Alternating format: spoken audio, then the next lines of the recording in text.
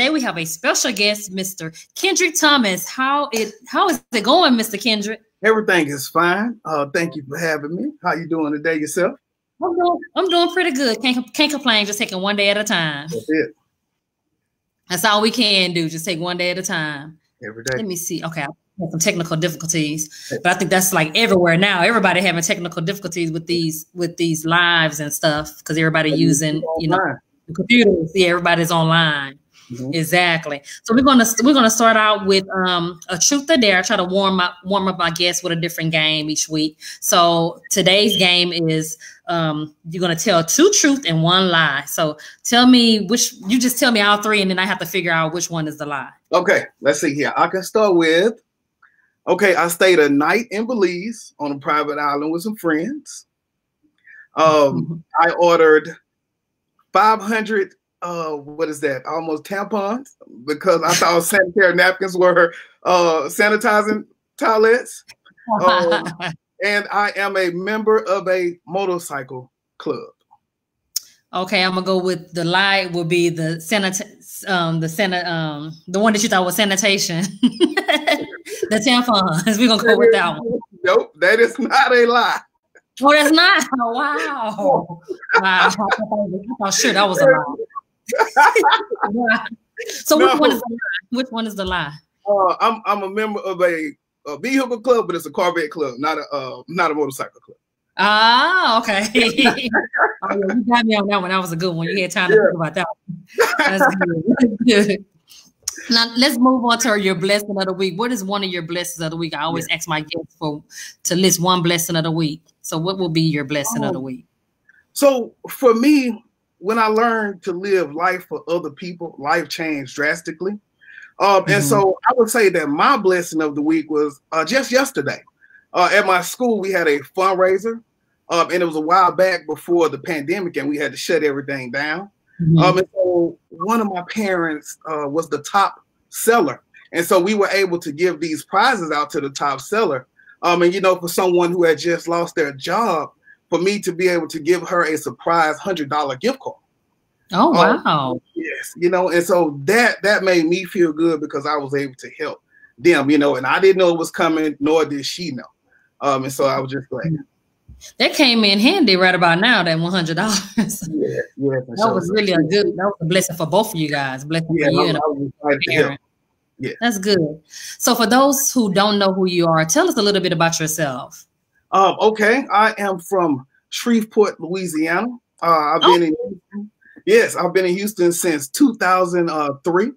I had a friend who called. He said, well, man, why don't you move down to Houston and start school? So he told me that Thursday. I moved Tuesday, and I haven't been back home since. Oh, my goodness. Let me see. I started school when I got here. So I'm University of Houston downtown. Me too. PVAMU. And so after that, you know, I started education. I started as a para, as a matter of fact, just working 2001. And then I just kept working 2008, teacher record, 2016, administrator. And so that's pretty much the life in a nutshell. Oh, wow. Yeah, I went to UHD as well. And then I have family that's in Shreveport. So I'm making these connections here. So yeah, that's pretty cool. So what made you want to go into education? It's only so many places that I've found instant gratification. And so if I can work with the child and I can see them get it and they have that aha moment and it sticks with you for life, then that makes me happy, you know, because like I say, it's about other people. So that's one of the reasons why I went into education. Once I did that and it sparked something on the inside, I never turned back. Okay. What grade level do you work with? Right now, elementary. So we are pre-K through 4th grade. Okay, I'm in elementary too, and we're first grade through 5th grade. Okay. So I'm in the same boat. Now I know a lot of parents are asking these questions about, you know, STAR testing, about students that's failing. Are they going to be able to move on? So give us some insight from your perspective on how you think the end of the school year is going to pan out. Right now, what we're looking at is everyone, all of the teachers and our teams are asking me, and we're going to get together and kind of meet about what the kids are going to do as far as placement and retain meetings. Of course, you know, no STAR, So that won't be a factor. So then it will just be looking at what has the kid been doing before the crisis and before school shut down.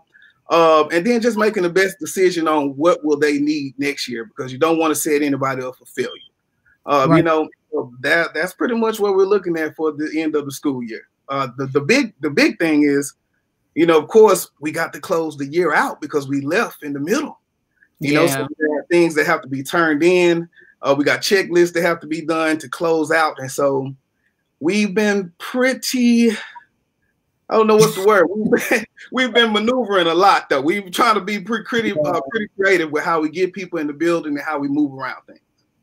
Yeah, it has been very challenging for myself as well. Just with the online learning has been a big challenge. But, you know, we're just taking one day at a time and just try to do the best we can for our students, you know. But I know from the standpoint of an administrator, you guys really have a lot on your plate. It's almost feel like, well, for both, I almost feel like we're starting the whole school year over again, you know.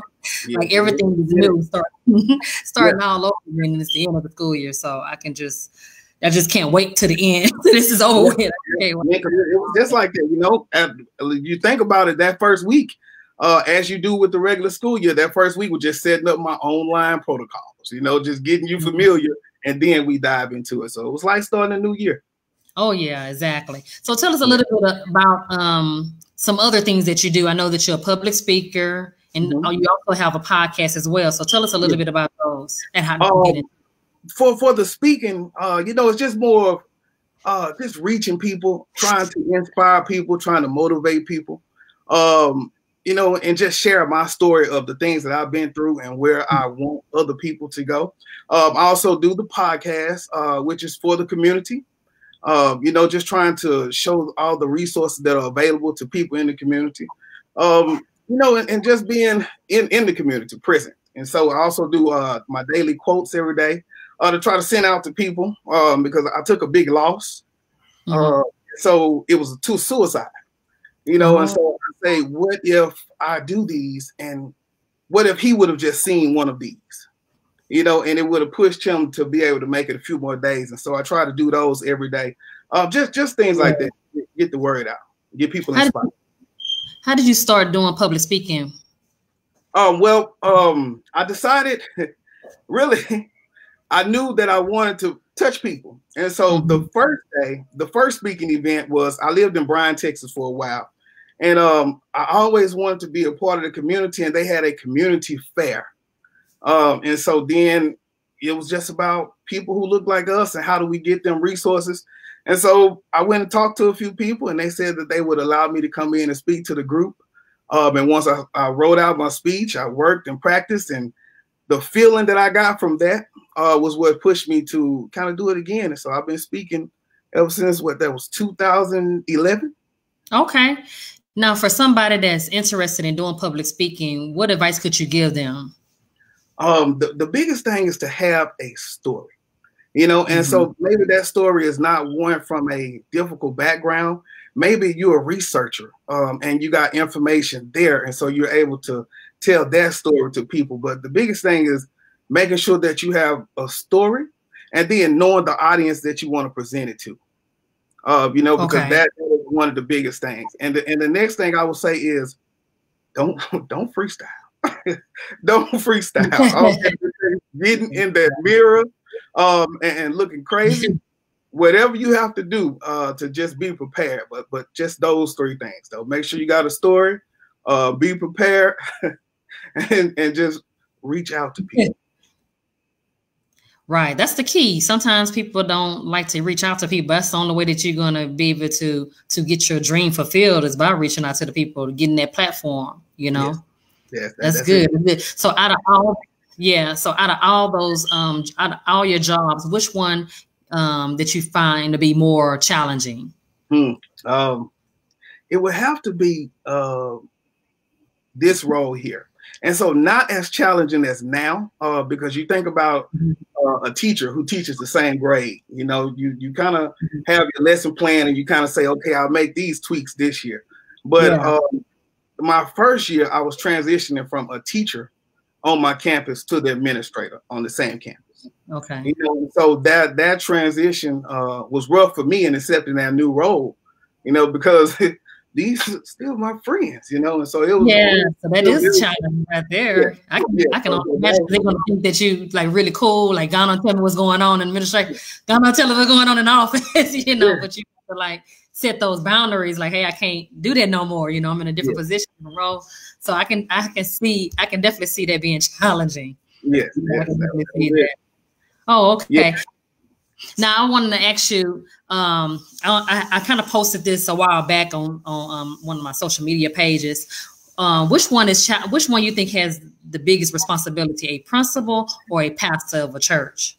That's a good question. Yeah, because the principal is more, they over children, and then the pastor is over everybody, adults and children. So, which one? I mean, for me, the biggest thing about being a principal is, and you think about a principal and a pastor, both roles are with the community. Both roles are service, but the pastor can do what's best for him sometimes, or what's best for the congregation. But with my role, I'm always thinking of what's best for the kids. Yeah, and so sometimes that's not as comfortable for the adults. And so I think. One, being in that role, I think the principal has more responsibility, but I just don't think that pastor has 800 elementary kids every day. Yeah, and that's a big responsibility too. When we're talking about somebody else's child that you in charge of, like, it is a lot. I think it is more responsibility for principal, but somebody else may have a different point of view. That's why I wanted to ask you that question. I said, let me ask you that question. I could be a little biased. That's true. That's true. That's so true. So let's go back and talk to you. Let me go back and talk to you about your podcast, because we didn't really talk about your podcast. What's different about your podcast compared to other podcasts? Because there's a lot of podcasts that's out there. So no, go ahead.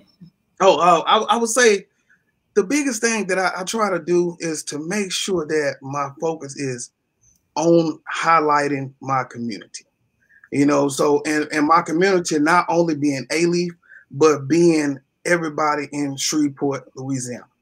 Because down here in the city of 5 million people, I have so many resources. And so I think just making sure that I highlight everything that's available for the community is something that would definitely set me apart. I would even say to go as simple as, in the beginning, I had my face and the guest face on there. But like I say, it's not about me. It's about the community. So then I started just highlighting the people on there who were the guests who were giving back to the community. So that would be definitely something that would set me apart. Okay. Now, do you still have family in Shreveport? All my family's in Shreveport. Okay. Wow. I'm sure you go back and visit quite often, huh? Yeah. Well, as much as I can get down there, because hey. Right. It's hard to go. Yeah. The podcast and just getting everything going. The good thing is, with a lot of the stuff, is mobile.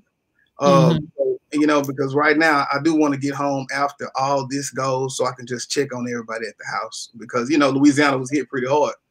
So just gonna go your check. Family, everybody's okay. Your family is okay. Yes, everyone's okay. My mom still works because of the essential.